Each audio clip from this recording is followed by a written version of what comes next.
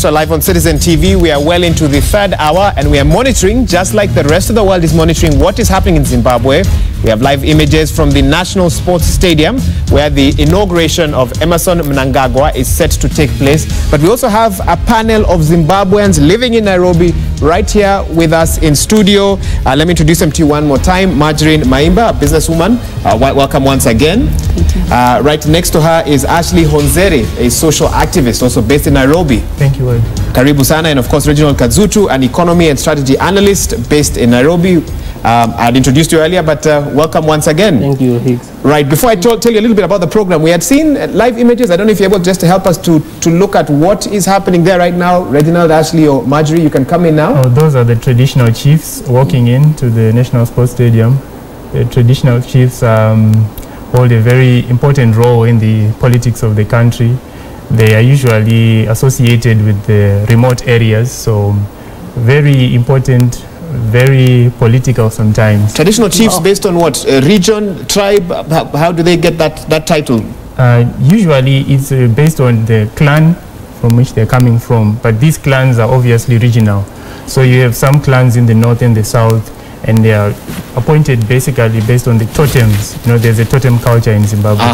But they have a large group of people that they govern. And they even have a system which is more or less similar to the court system in Zimbabwe, but they are not elected. So it's based on lineage.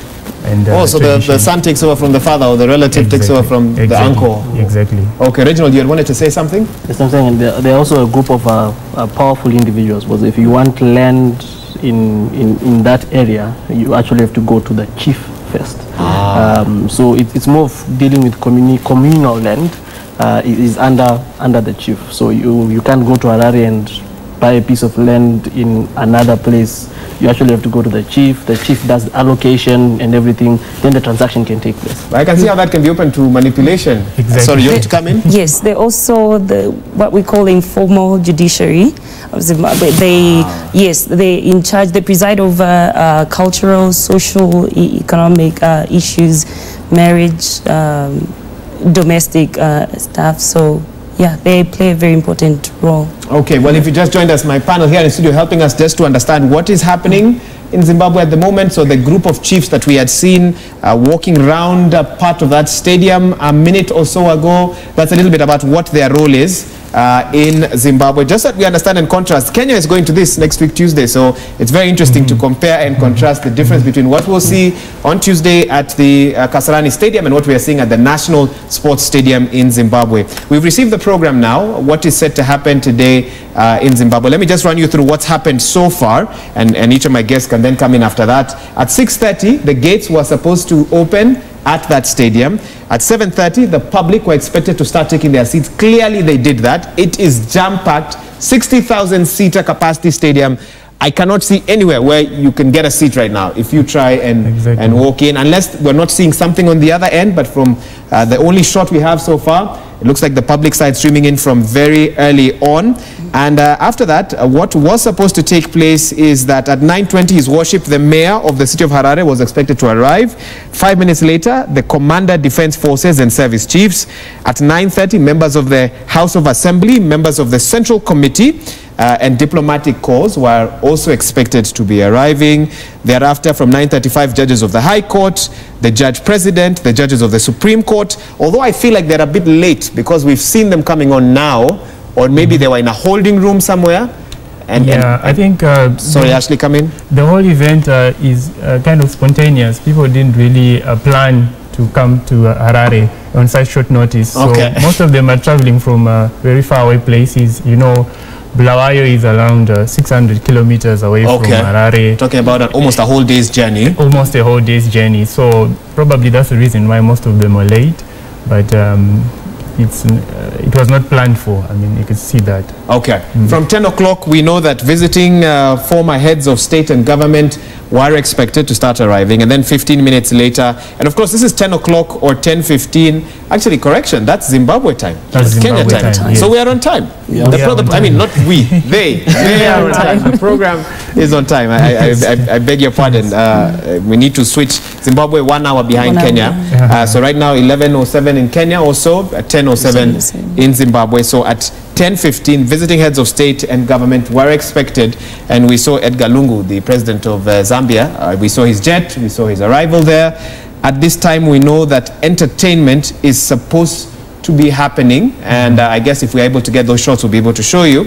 And then after that, incoming president of the Republic of Zimbabwe and his wife, I believe, are expected from 10:30 to arrive. So that is in the next maybe 20 minutes, 20 minutes or so. Yeah, I can allow you to weigh now on what you expect. Once he arrives, what next?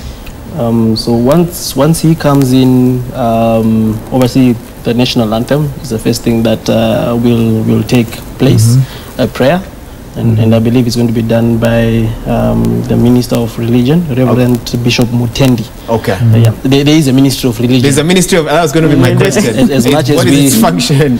I know it sounds obvious, but it sounds obvious. What can it do? What can it not do? It's there to progress the religious side of the country. I think what most people know or don't know about Mugabe, he was very religious and an ardent Catholic. Okay.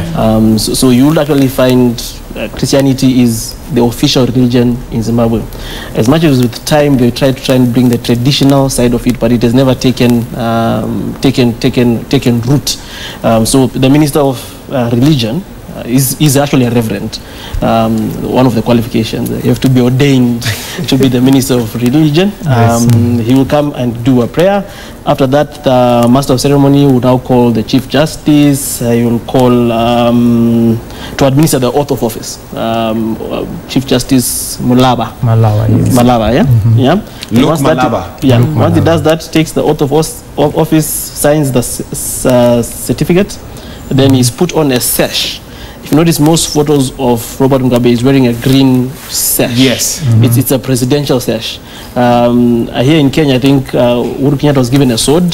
In Zimbabwe, it's a presidential sash. And that's in the law? That's actually in the law. Okay. Once he does that, the commander-in-chiefs of the Zimbabwe Defense Force, that's General Chiwenga, who we've had a lot about in the last couple of days. Filippo Sibanda, the Lieutenant General in charge of Zimbabwe National Army, Perence Shiri, the one in charge of Zimbabwe Zimbabwean Air Force, and the guy for prisons and the police, who come and swear allegiance.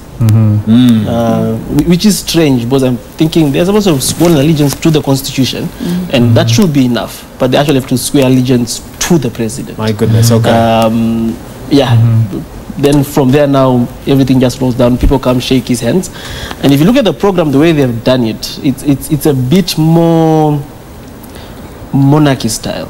And the reason I say monarchy style is it's like people are coming to pay allegiance and homage.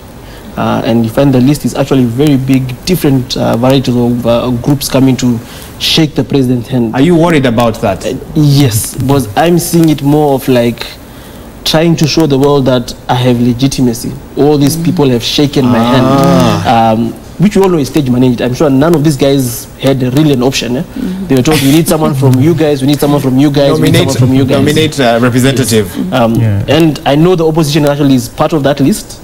But the reports we've been hearing that opposition members have not been invited to the inauguration. Any truth to that? They were invited, but as late as 7:30 last night. Yeah. But they've not been part of, and that's what I keep on saying. It was not the people removing Mugabe. It was NPF sorting out the internal matters, and they dragged all of us. Ashley Madri, come in. Your thoughts even on that program? Any concerns you may have? Well, I think I share the same sentiments with Reg, that the program, the swearing of allegiance to the incoming president, I think the power the politicians have in our country, they get it from our constitution, and that is very clear in the constitution. And during the constitution making process, there were attempts to try and change certain parts of the constitution so that it is more or less the leaders who have the authority and they get it from themselves. But most people pushed so that they'll make sure that the people are the ones who are giving the power. So the constitution given by the people and authorized by the people should be the place where all these security forces, the security section of the country, they should swear allegiance to. But now they have to swear allegiance to the incoming president, and that is more or less a continuation of what we had before. And we know that the former president had so much control because he had power over the security sector, the army, the air force. And we could not, as citizens, fight or try to change anything, because you know that trying to go against the president, you're going against the army. State machinery. The state machinery. Deal with you. Yes. So already we have apparatus in place for a continuation of what has been there probably before. Yeah. Okay, Marjorie. And look, like I said, I'll go back to my point. I think this whole rhetoric needs to change. These politicians need to realize that power belongs to the people and not to them. It's at the end of the day, they're employed by us, the people. They should know that they are servants and not kings and queens. So yeah, that has to change. Will it change because of what we are seeing, or will it take a lot more agitation? What do you think? From what you've had, and of course, and maybe I need to find out what sort of messages you're getting from people back at home. What are their sentiments? You are a bit removed from because of the distance, but what are they saying about changes there? Are citizens now saying, listen, corruption now needs to end? You know, now we feel we have the power to do so. What sort of messages are you getting, Marjorie? We're very in tune with what's happening at home, and there's a lot of concern, a lot of dissatisfaction about how the country is going to move forward from now post Mugabe. And there's a lot of concern, there's a lot of outcry there's a need for change from where we're coming from to where we're going. Well, what does change look like? Is it more jobs? Is it increased security? Is it increased investment? Is it opening up Zimbabwe now to the world? We know for a long time it's been closed in terms of investment, etc. What would you say are some of the key points that you would love to see happening, you know, back in your country?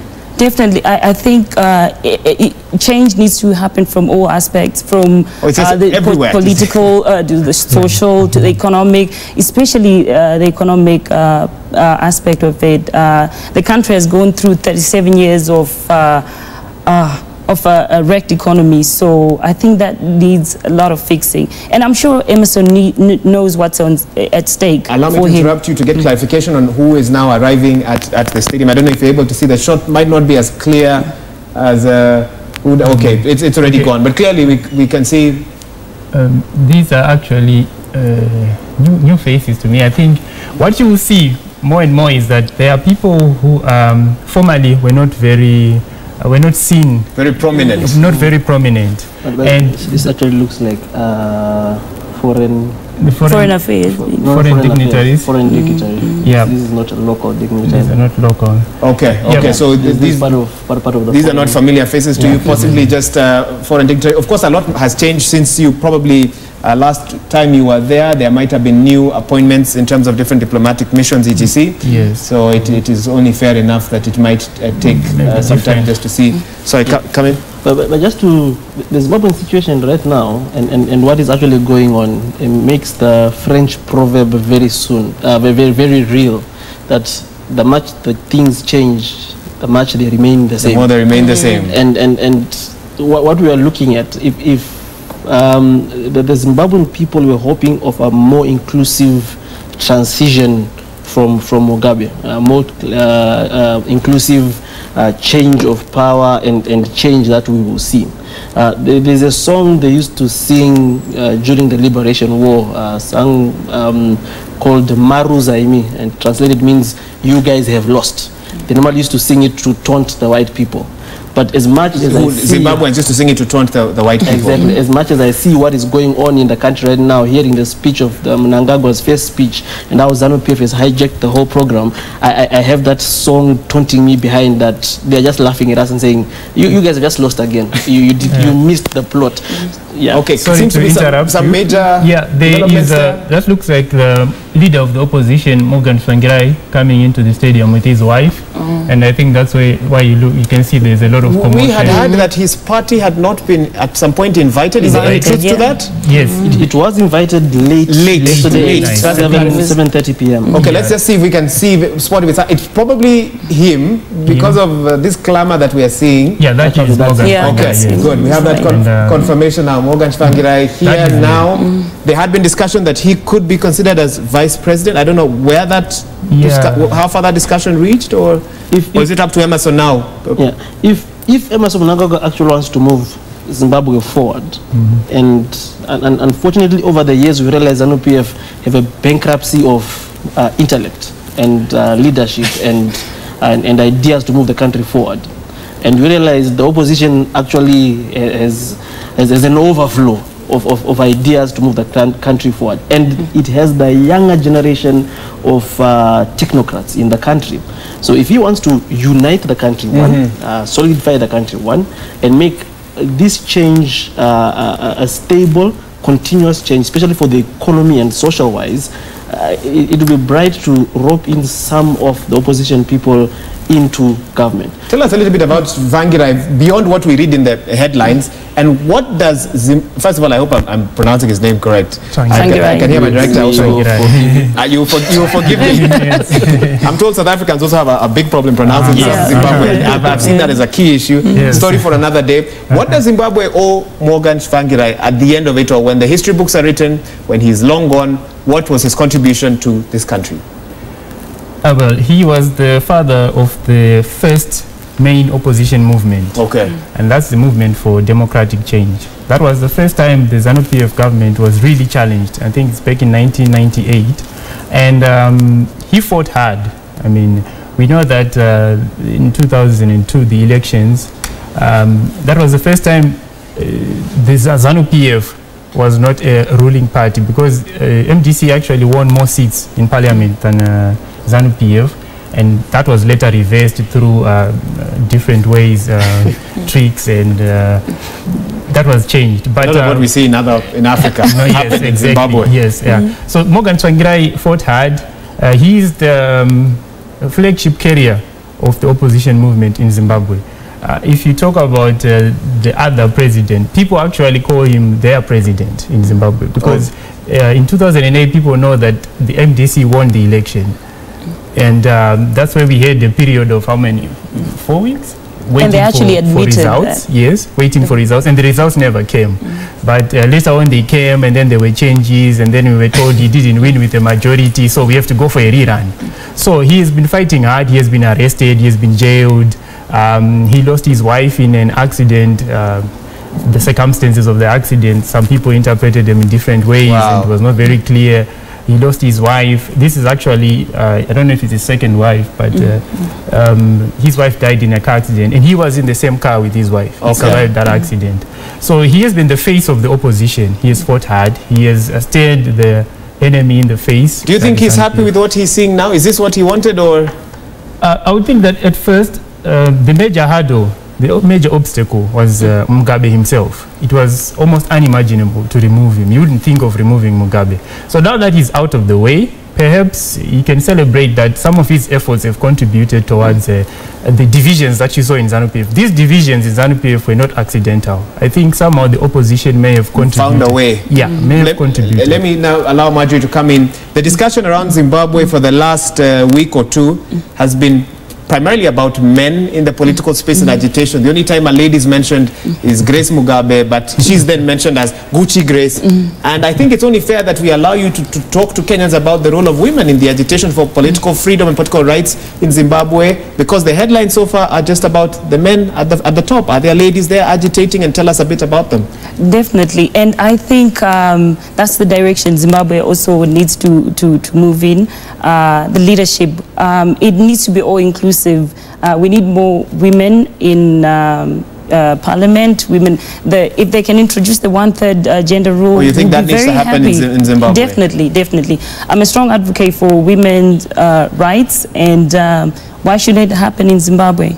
Because when you empower women, you empower a nation. For the last 37 years, how many women have you seen, or what has been the constitution? And I know you might not have exact numbers off the top of your head of women in high positions. Have you had a woman leading a very key institution in Zimbabwe? Have you had, what sort of numbers of women have you had in Mugabe's cabinet? Just so that Kenyans can understand where you are, and that's what you need to do to get to where you want to go to. Not much has happened in that front. The only time women come in, the Women's League, which was headed by Grace Mugabe. But I think we need more women in power, not just as a women's league, or we need them in power. We need to be included. Okay, okay. Reginald? And maybe just to add on to what Marjorie is saying, the problem in Zimbabwe, or the narrative in Zimbabwe, especially in the political space, or the face of, not the face, the material of this system called ZANU-PF has been revolving around war credentials. So you found many women have not been able to ascend, not because Zimbabwe has an anti-women or male chauvinist society, but they lack. But the aspect of war credentials. War credentials. So you find most of the women that have rose up the ranks in ZANU-PF have been women that actually served or fought in the war. Okay. Former Vice President Joyce Mujuru was a guerrilla in the war. She held the gun, she fought, she went to the trenches. Opam Chinguri and all these other guys are people that actually fought in the war. So as I keep on saying that, until maybe one day God will make these guys all grow old and just die, so that we move away from war credentials being a right to ascend to leadership or to right positions. So you'll find the War Veterans Association in Zimbabwe very powerful and listened to. Even the president. They were the ones that Mugabe asked to take over farms after white settlers were asked, or at least they were heavily involved in that process. They were, yes. They actually began the process. They actually began the process. And therefore pushed the president to that point. Was that the president? Our family members were killed. We spent days and nights in cold water. For what? And you told us when you rallied us to go to war against the white people, you said we are fighting for the land, which we still don't have. So there is a bit of justification in land redistribution, or in this case, land violent grab, but just the method that it was used to carry out the plan was not right. Okay. But it is an injustice that had to be sorted out. And another country that has that same injustice is South Africa, who are sitting on a time bomb. Because what happened in South Africa, they changed the picture of a leader from white to a black person. Like what we are doing right now, changing a leader from Mugabe and putting Mnangagwa, From an old person to a slightly younger person. He's 75. Slightly, there's a gap, at least. There's a gap of what? But on that almost same, 20 years. On that same note, I'm happy to see a new breed of women who are actually fighting for what they believe. We have a lot of activists coming up. The Fadzaima Here, a lot of actually contenders, and I hope they make it. Okay. Ashley, where is the white settler in Zimbabwe today in all this? As he or she watches what's happening there, because we know some remain still and they still own farms. Yes, are they thinking, thank God Uncle Bob has gone home, maybe we can get some breathing space? Or are they worried, or are they still worried that the system that Uncle Bob thrived in, or former President Robert Mugabe thrived in, still continues and exists? Yeah, I think the starting point, we can look at the march which was held over the weekend. We saw the white community coming out, and that was the first time we saw the white community coming out to join the masses. Before, they'd become more of a silent voice. They'd retreated and kind of, by all means, were trying to avoid public spaces. Their voices were no longer heard. But over the weekend, we saw large numbers of people from the white section, the white community, even celebrating, even calling. Oh, even celebrating. Yeah, they were celebrating. We saw them all over the world, actually, even in the US, videos from Australia, US, from South Africa. They were actually happy that Mugabe was no longer the president. And I think they may have some concerns about the way forward. I don't think that the repossession of the farms may be one of them, because in reality, I don't think that's going to happen. That the people are going to be removed from the farms, and then you think that chapter closed? That chapter may have been closed already, and I believe they may become part of the system again, the agriculture, if the new president decides to bring them in or give them some farms, because in the same land reform there is a system where if some farms are found to be idle, they give them to people who are able. So there's still land in Zimbabwe, and we have a lot of fertile land in Zimbabwe. Only a small portion is actually being used right now for agriculture.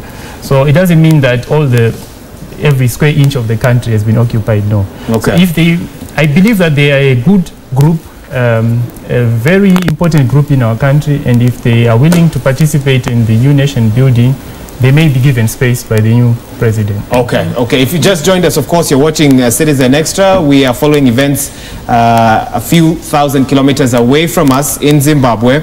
at the National Sports Stadium, where we know that at least 60,000 Zimbabweans have gathered to watch the first transition in 37 years, fair to say. And what we know that any minute now that we've seen the entry of opposition leader, or at least a key member of the opposition, Morgan Tsvangirai, who, the team has given us a lot of history and just what he represents for Zimbabwe. We know that in the next, 20 minutes or so, we should be seeing the incoming president of the Republic of Zimbabwe, Emmerson Mnangagwa and Mai Mnangagwa. Once they get there, we know that it will be all systems go.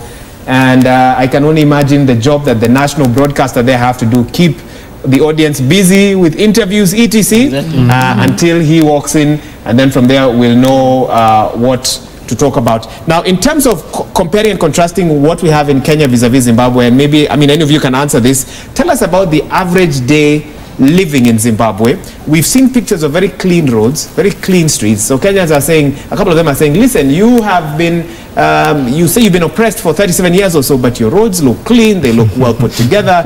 We in Kenya, who have enjoyed a very vibrant democracy, are arguing about these issues every day. Help demystify some of the myths about what life actually is in Zimbabwe. Reginald gesturing that he wants to be the first to go. Go ahead. Yeah, but I want to throw in something to your point. As much as the world will vilify Mugabe and people can stand up and say that he destroyed the nation from being the bread basket to be a basket case, I am always of the notion, and I know I may be vilified for this, that once they started redistribution of the land and black empowerment, so to say, or empowering the nationals of Zimbabwe, he was never given a fair chance, because the West, Mugabe and his government at that point in time were never given a fair chance to actually see if those policies are going to work.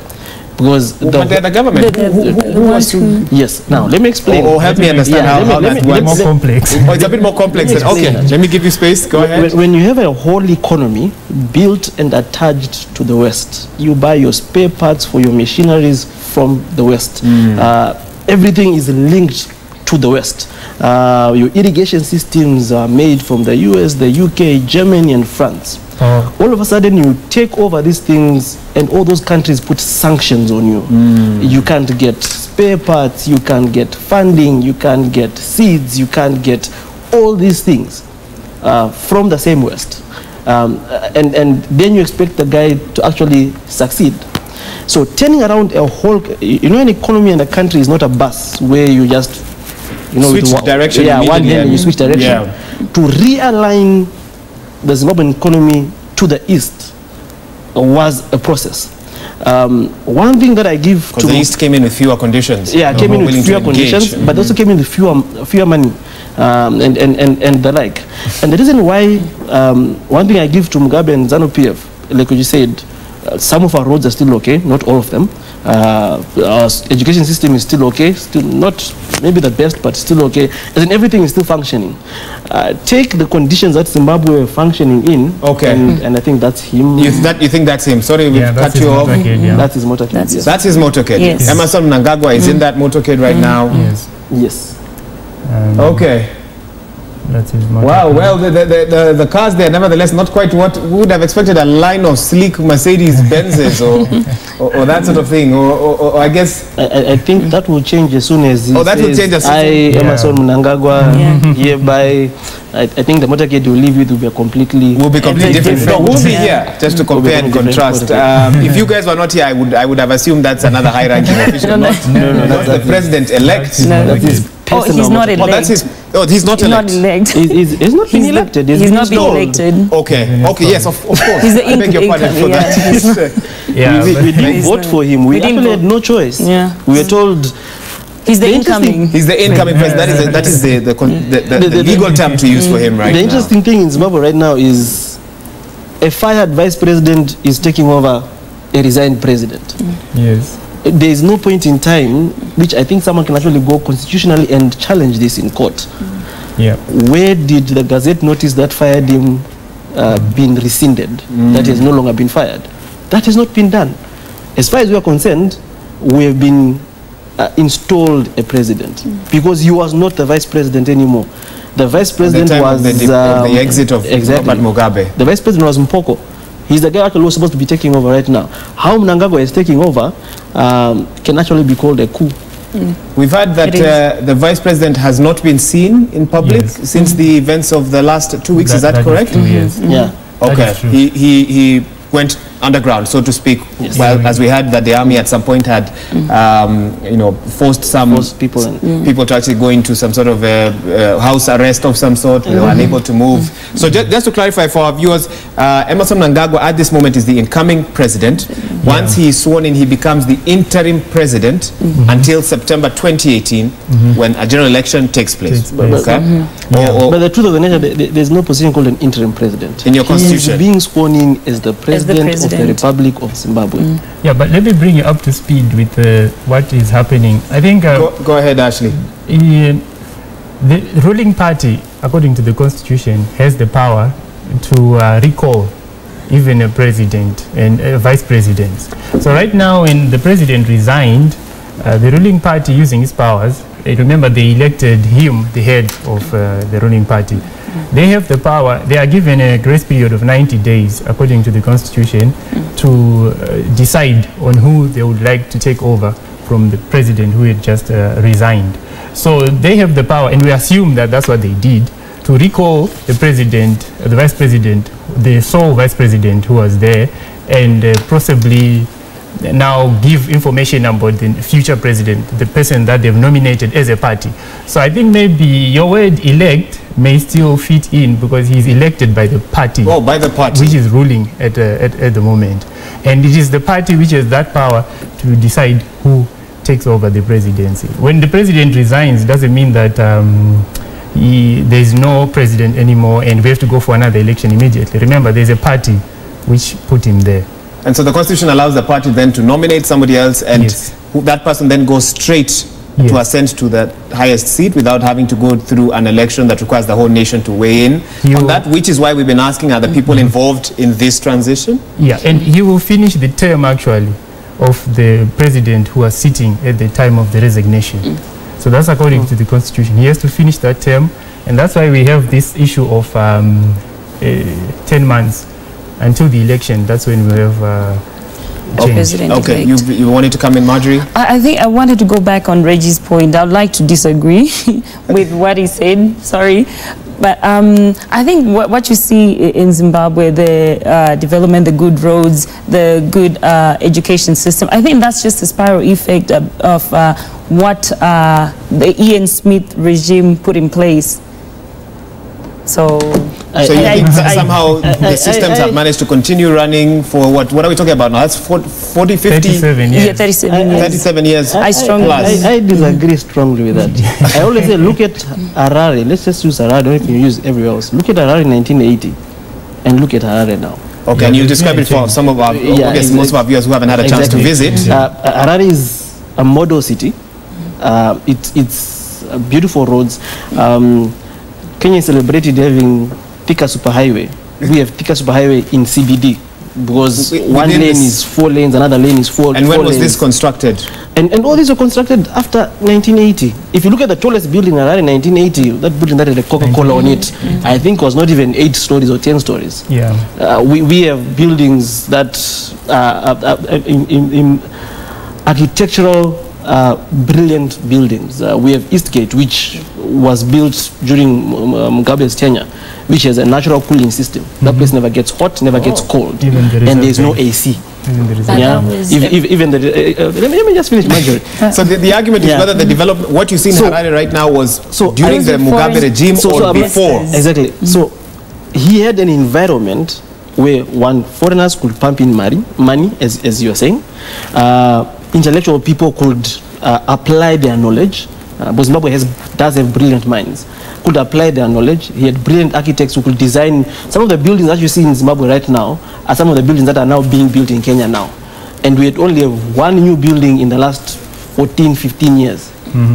Yes. We've only had one new building in the last 14, 15 years. In Harare. Yes. Yeah, So all the buildings you're seeing are pre-2000. From days gone by. Yeah, they're literally pre-2000. And that goes to my point, because that's what the spillover effect that happened from 1980 to 2000. So you can't really give the Mugabe regime credit Actually, you for need that. to come in now. Yeah, I think I need to come in. Find the middle ground. Well, I think that when you look at the economy before independence, 1980, Smith had designed an economy which was meant to serve 5% of the population, and Harare was a no-go area for black people, you know. And we have suburbs which were constructed after independence by the same Mugabe government, and these suburbs were not there before independence. There are actually big suburbs where, for instance, where I grew up, I remember we moved into the area around 1994.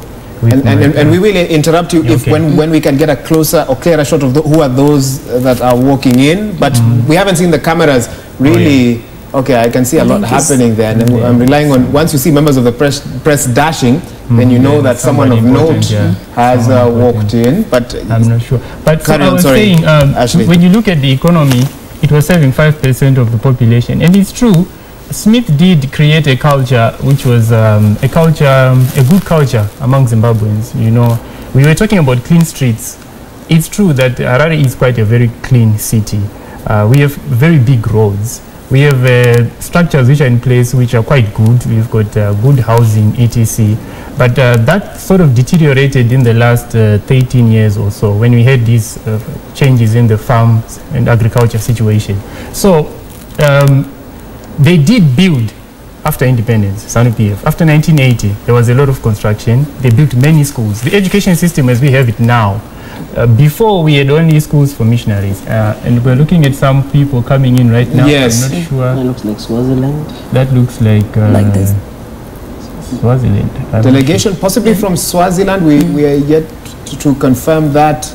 This would be Emerson Mnangagwa himself. That looks like him now. That's him. Okay, of course, I wish we could get more close-up shots. These long shots are really not helping us, so we are forced to speculate. But this could be Mnangagwa? That could just be by him, the sort of attention that you are now see seeing. the presidential guard around him. Okay. So let's see if they can get us a closer shot, and so we can make that. Yeah, that could be him. I mean, the presidential guard is around him. You have bodyguards all around him. We can assume, for all intents and purposes, that this was the man that was being waited for. We'd had reports from some sections of the press that former President Robert Mugabe could be at the stadium, that he might potentially inspect the parade to say goodbye. Of course, that was from some section of the press, but my guess here in studio say highly unlikely. I think Mnangagwa himself was quoted that he agreed that the president doesn't attend the So former President Mugabe is somewhere watching. I believe it would have been good for him to come. It would have been good for him to be there. Just to show that we are all at peace and we are moving on. Okay. But who knows, maybe his health might have deteriorated between being told you're no longer president and now. You might have said, I'm not interested. Yeah, I'm not interested to. Who knows? Let's see if we can get... That is him and his wife. That's him and his wife. Yes, him and his wife, they have arrived. My Mnangagwa. Mnangagwa, yes. Auxilia. Okay. Auxilia. And you know that he's from the central part of Zimbabwe, where he was the member of parliament, if I'm not mistaken, for 31 years, and only handed over to his wife, who also contested in the same seat. So is this a trend in Zimbabwe? Where Yes, family dynasties. Yeah, the dynasties are quite common. Once you are in, you have to... I think it's popular in Africa. I mean, you can talk about Kenya. Okay, so I shouldn't question your style of democracy and not also ask about... What I would love to see in Zimbabwe is the day that we get a president from the south. From the south. And the Bele president. Talk to us about the politics around regions in Zimbabwe. You've all seen what happened in Kenya this year, but tell us what's the situation like back in Zimbabwe. In Zimbabwe, we pretty much have two major tribes, the Shona and the Ndebele, though the Shona has other variants inside of it, with the Karanga being the dominant. And the Karanga is where Mugabe comes from. So there, I think we have a better shot now, and I believe we can spot him. That's actually yes, there we go. There he is. He has arrived, and according to National anthem. yes. So let's now listen in. Yeah, we will listen.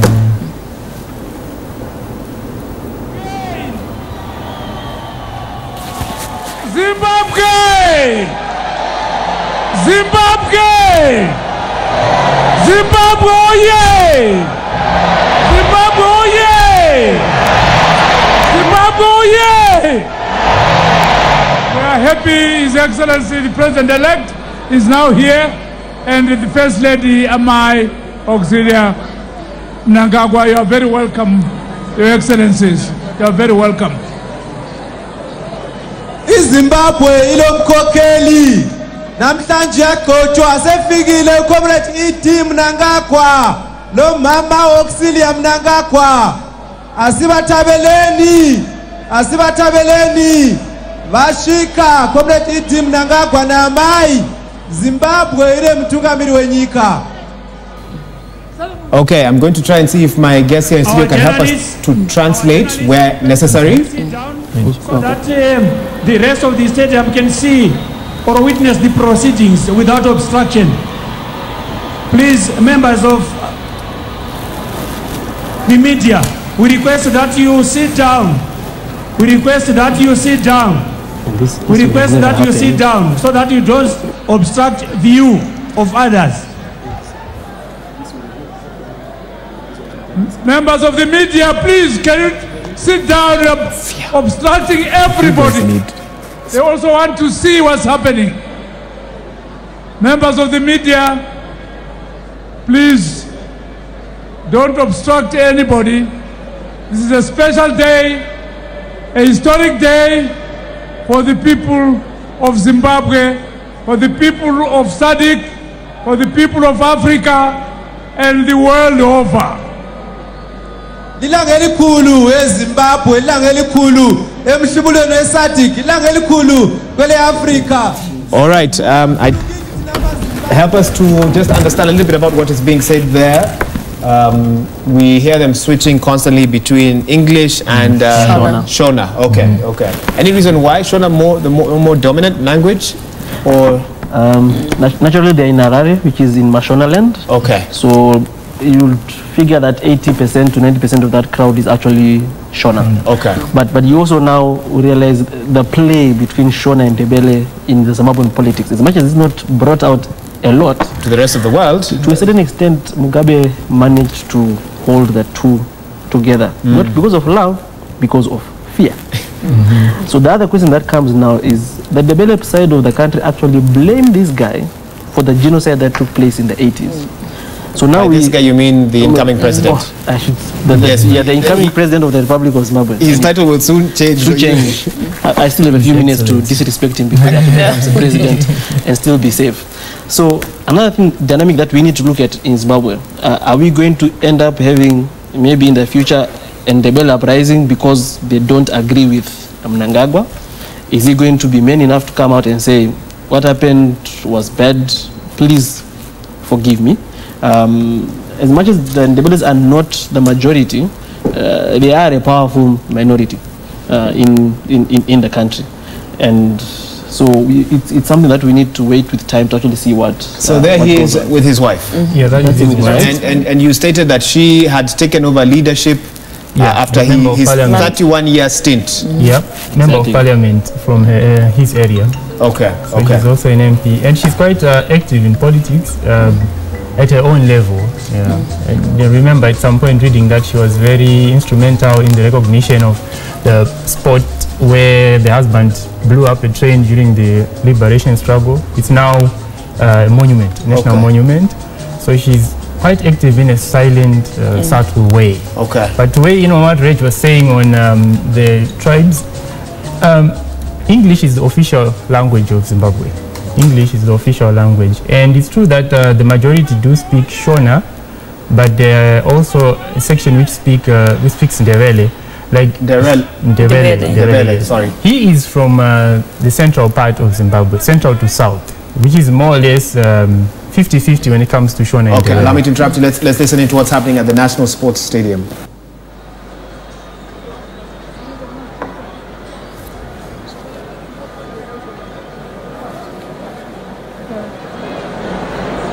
We are proceeding with the program, and I'm now going to hand over the mic.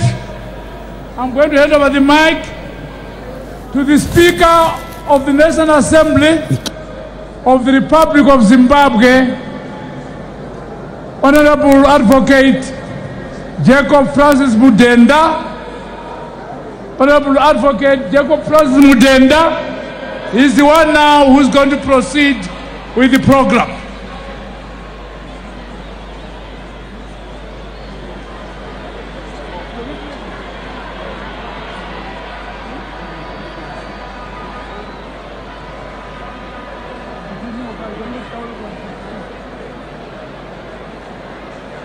We understand there are other heads of state still arriving. Can we wait a bit? Can we wait a bit so that the Honorable Speaker of the Republic of Zimbabwe can proceed accordingly? Can we have Macheso again? Macheso!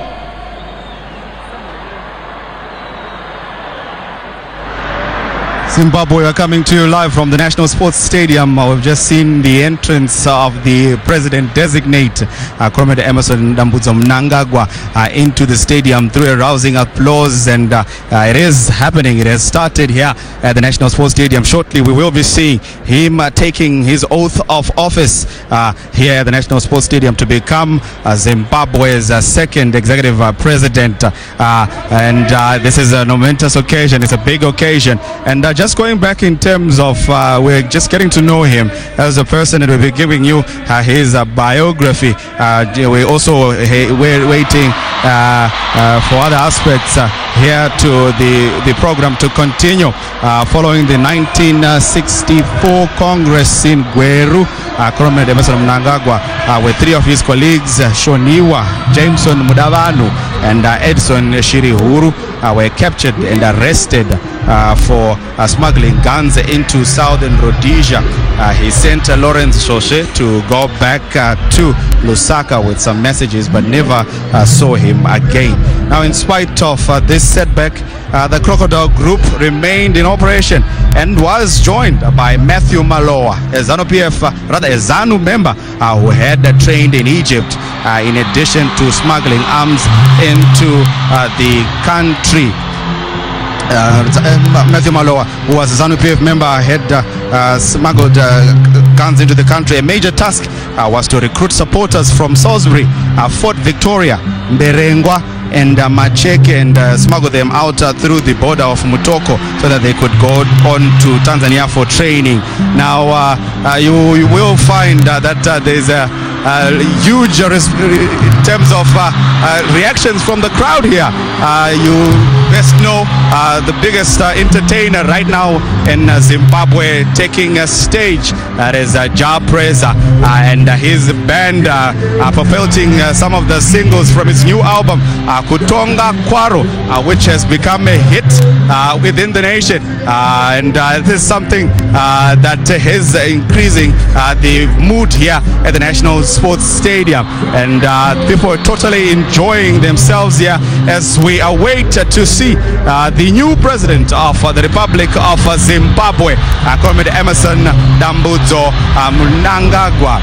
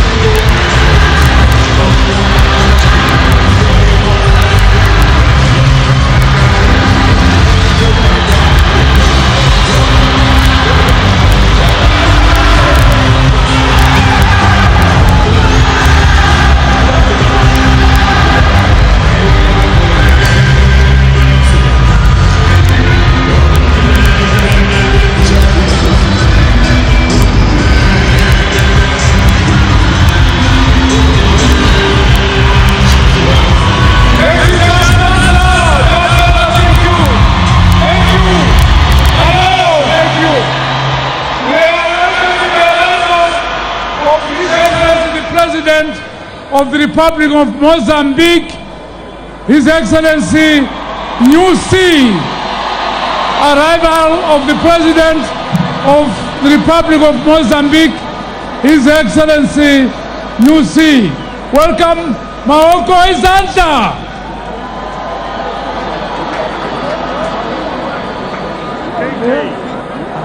Sorry, we are now changed, protocol has changed.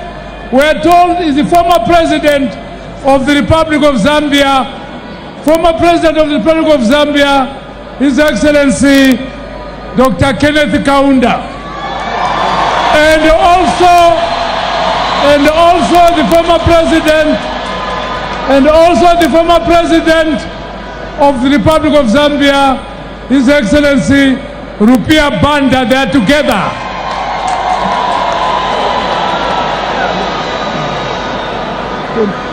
You're confusing.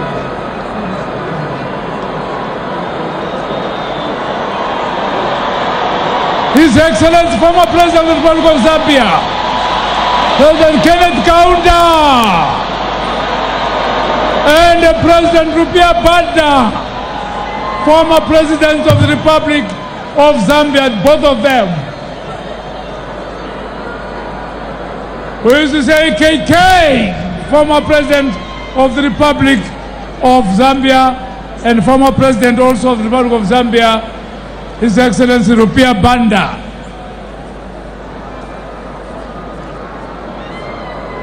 Zimbabwe, oye! We are also now receiving His Excellency, the President of the Republic of Zambia, President Lungu.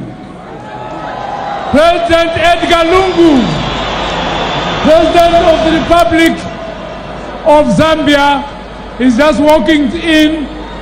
Maoko Izanta. Zimbabwe, oye! We welcome the President, we are welcoming the President of the Republic of Zambia, His Excellency Edgar Lungu. You are welcome, sir.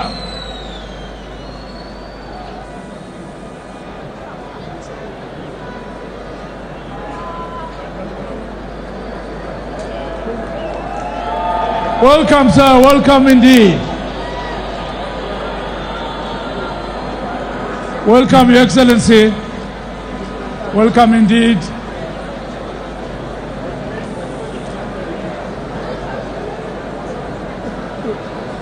Can you make sure you go the correct list, please? You don't want these mistakes. Thank you.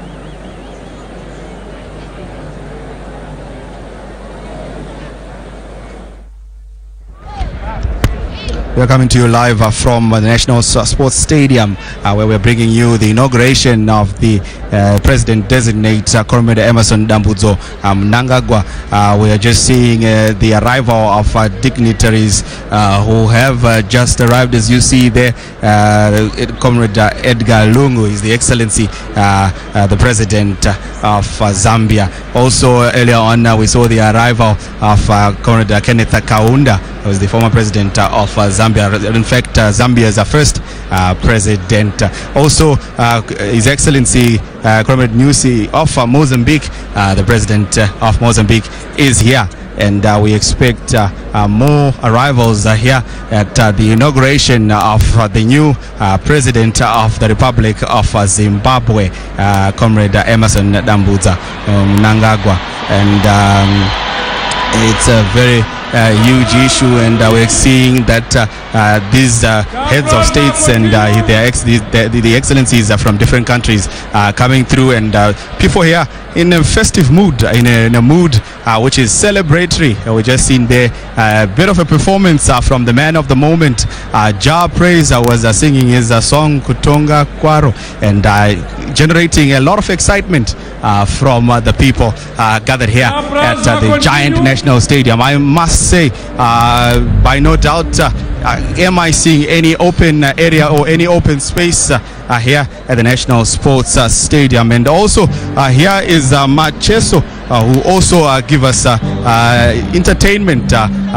Maybe we might find some of his new songs and some of his older songs as well. Or we also have Michael, rather the Mahendere brothers, including Michael Mahendere and his brothers who are coming through to celebrate with us in this inauguration of the new president of Zimbabwe, Comrade Emmerson Dambudzo Mnangagwa. And we go back to Jah Praiser, who's back on stage through thunderous applause from the people here gathered at the giant National Stadium.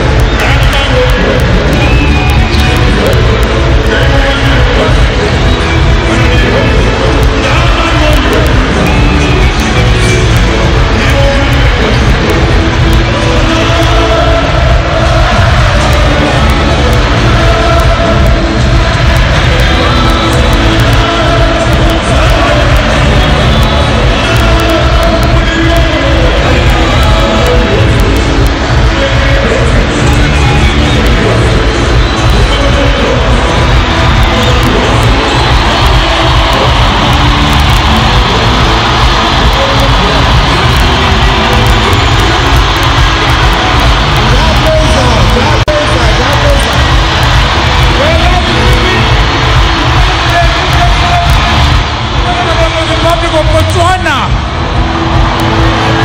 His Excellency Ian Khama, the President of the Republic of Botswana. Ja Plaza, can you stop? Ja Plaza. We are now welcoming His Excellency, the President of the Republic of Botswana, His Excellency Ian Khama. His Excellency, the President of the Republic of Botswana, His Excellency Ian Khama. You're welcome, Your Excellency, and your delegation.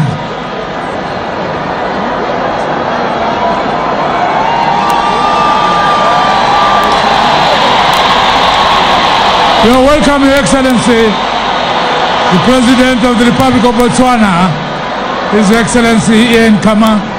You're welcome, sir. Siyamukela ke umongameli wakole Botswana, uPresident Ian Khama. Tinogamuchira kushika kwa President Ian Khama veku Botswana ngati vaomerere maoko.